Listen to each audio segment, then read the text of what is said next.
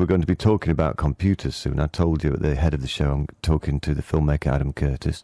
He is now with me in the studio. And I'm going to do a big production now of setting up our interview, which is probably going to go completely wrong.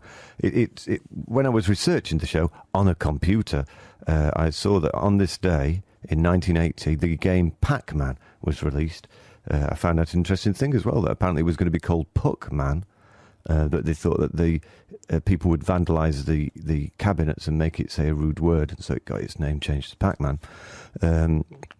Let's listen. Another thing that I found out was maybe Pac-Man has the most irritating music ever invented. Just listen to this.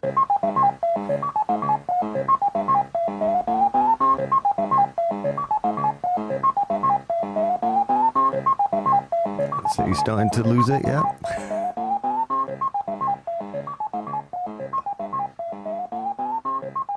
I mean, just imagine that playing forever and ever and ever. You can get a lot of information out of somebody. The name of Adam's series is All Watched Over by Machines of Loving Grace, and I happen to recognise that as the title of a poem by Richard Brautigan. Let's hear it.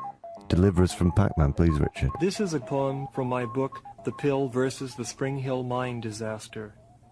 All watched over by machines of loving grace.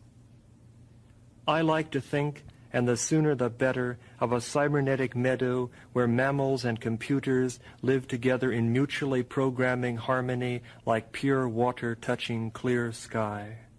I like to think, right now please, of a cybernetic forest filled with pines and electronics where deer stroll peacefully past computers as if they were flowers with spinning blossoms.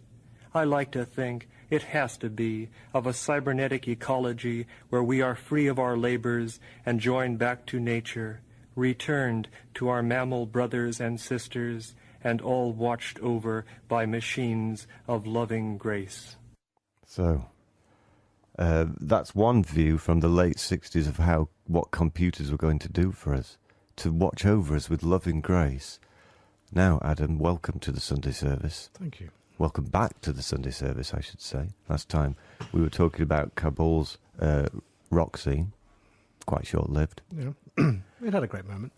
And now we're talking about this series which starts on BBC Two tomorrow night, called All Watched Over by Machines of Loving Grace. Well, tell me how that poem that we just heard kind of relates to the series. Well, I mean, I just love it because it's just such a beautiful title. It's sort of romantic and it has a sense of yearning about machines. That's what first attracted to me about it. But then I discovered really what it was all about. Brautigan, the guy who wrote it, was a hippie in San Francisco in the 60s.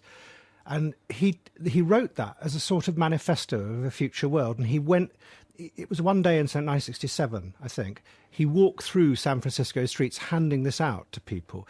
And what he was trying to portray was a vision where webs of computers and webs of nature would somehow all connect together, and we would sort of organise ourselves. I think he describes it as a cybernetic meadow in that piece he just played. And I just sort of thought this is an extraordinary vision of computers in a romantic way. You know, the old way was, computers are going to take us over. But here are hippies actually saying, no, they can actually facilitate a new kind of world without politicians, without all the old hierarchies.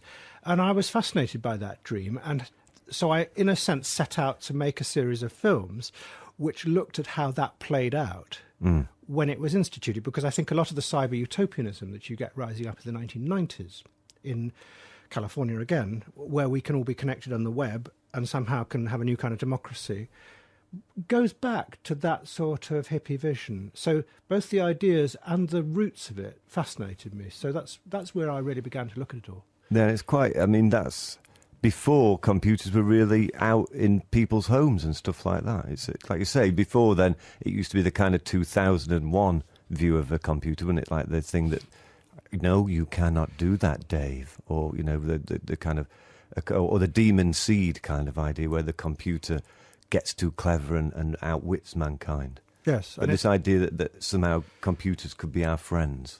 Yes.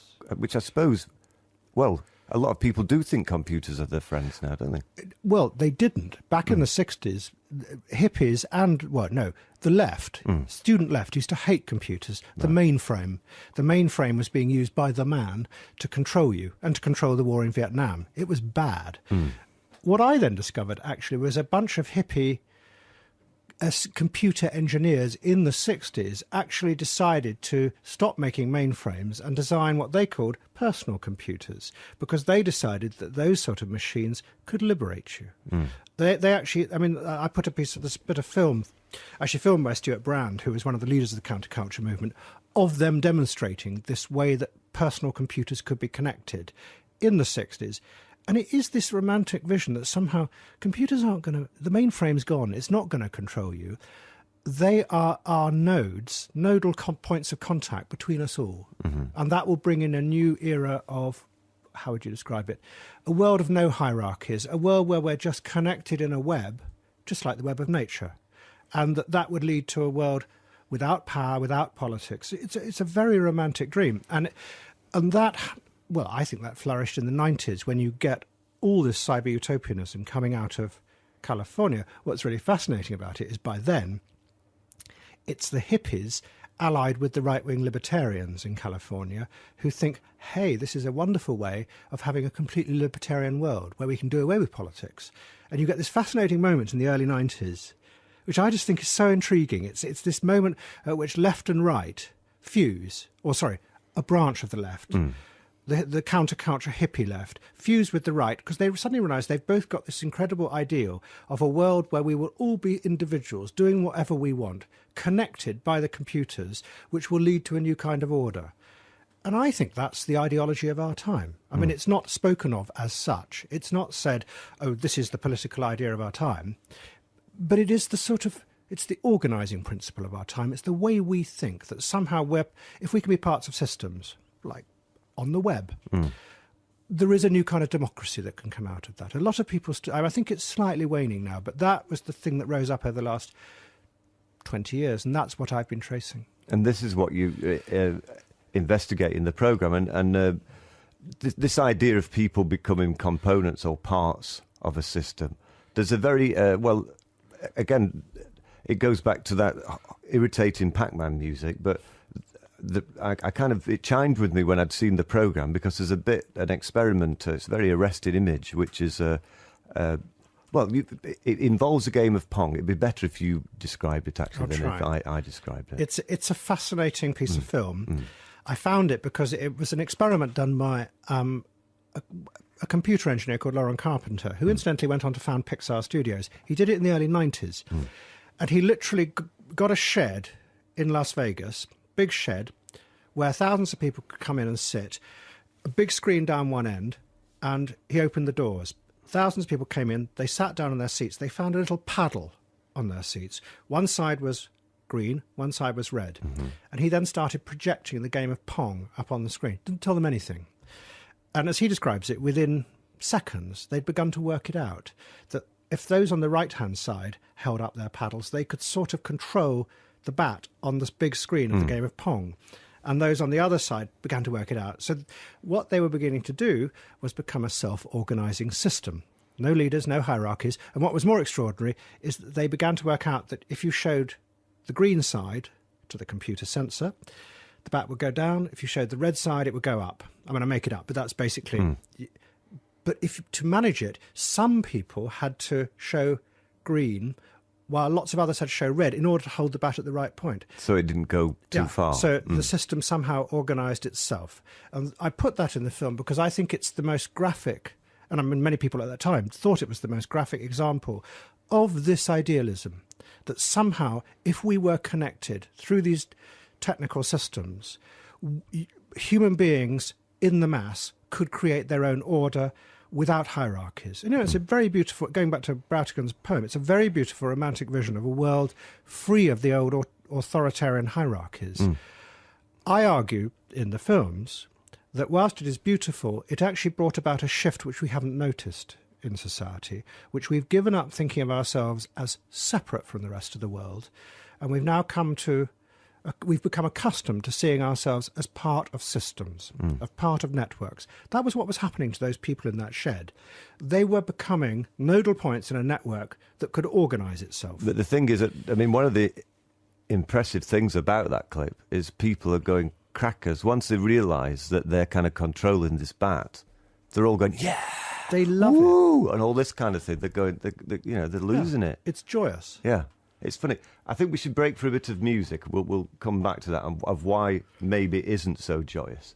You've brought a couple of music choices in. The first one of which is Right Where It Belongs by Nine Inch Nails. What's the story behind this one? Well, I just thought I'd bring in, because I often get asked about the music I use in the films, and I just thought I'd bring in a couple of pieces of music I've used a lot in the films. I never realised that the guy behind Nine Inch Nails, Trent Reznor, had such a romantic heart. I always thought of him as a sort of, industrial nice guy. But I began to realise that he has this incredible ability just to take noise and somehow make it romantic. Yeah. I mean, it's just, I don't know how he does it. It's just, he's done this album called Ghosts, which is just lots and lots of him noodling away with noise. But it's incredibly romantic. This isn't from that. It's one of his earlier songs. But if you listen to it, it's very romantic, it's very soppy, it's also quite political, but underneath it, it's got just noise. And the noise builds up, but it's romantic. I don't know how he does it, and I just love him for it. All right, okay. Let's listen to some romantic noise. This is Nine Inch Nails, Right Where It Belongs.